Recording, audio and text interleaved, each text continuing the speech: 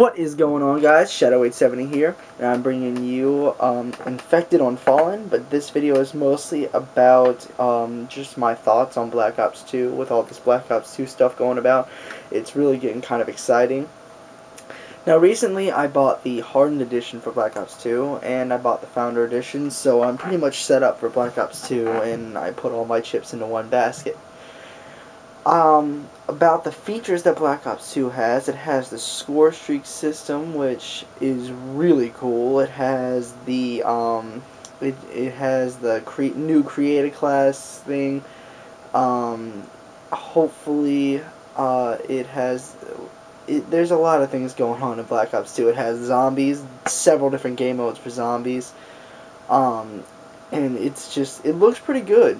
And what I want to talk about is just pretty much those three things in general: zombies, the creator class system, and the score streaks. Now let's start off with the creator class system.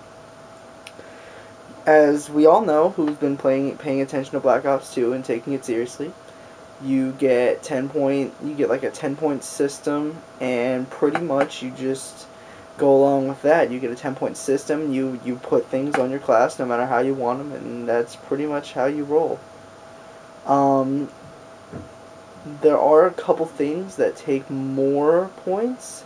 If you take 2 perks, the second perk costs 2 points, and that might prevent the overpowerage that a lot of people would probably put on if you didn't have that.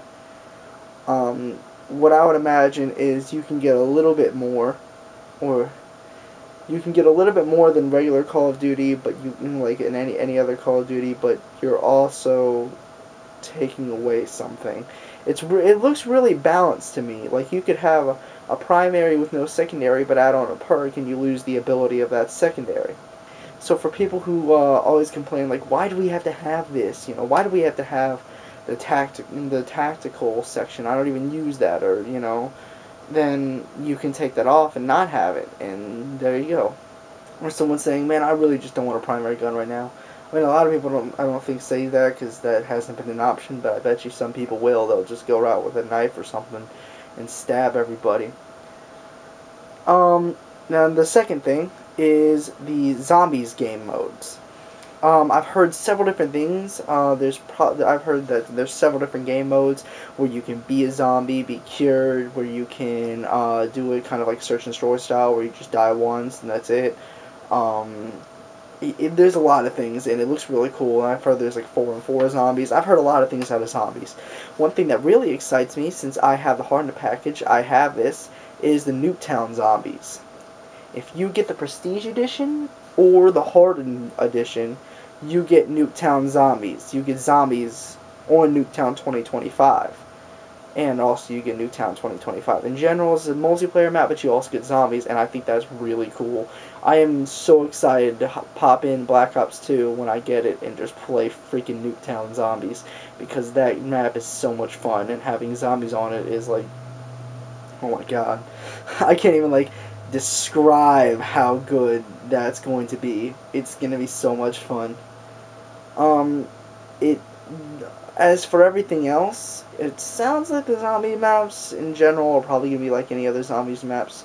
I heard they're going to be bigger, which is better. I like bigger zombie maps because that definitely assists in a lot of things. But I also heard that you're going to have several different ways to play zombies, and hopefully that's true, because I like more options in Call of Duty. It gives you more reason to play. That way you can't just be like, that way you can't beat campaign, and then you got just the same old boring zombies. You got multiple things to play, and I like that. That's pretty cool. Now the last thing I want to talk about is probably the biggest part, is score streaks. Score streaks, pretty much you get them when you get on a score streak. When you get like 300 straight points, you get a score streak. I think it's more like 400, but you know the difference. And I think that'll play more towards objective players and people who like to play to the objective. Overall, I think it's going to be a pretty good thing. I think the game's about to end here, so yeah, that's probably about it for today. My last note on Black Ops 2, I think it's going to be better than any of the past Call of Duties except for COD 4. That was an amazing game. I think it's going to be better, and I think it's going to be bigger. I think it's going to be badder in the sense of a good direction, obviously. I think that it has a really high margin for error, but also I feel like it has a really high success rate possibility. I think it could possibly be a really good game. It just depends how Treyarch handles and depends how Treyarch does their thing, you know. So, in that, leaving on that note, I probably pre-game would give Black Ops 2 a rating of 8.5, and we'll see if that increases. Thank you guys for watching. Don't forget to comment, rate, subscribe. You know all that stuff.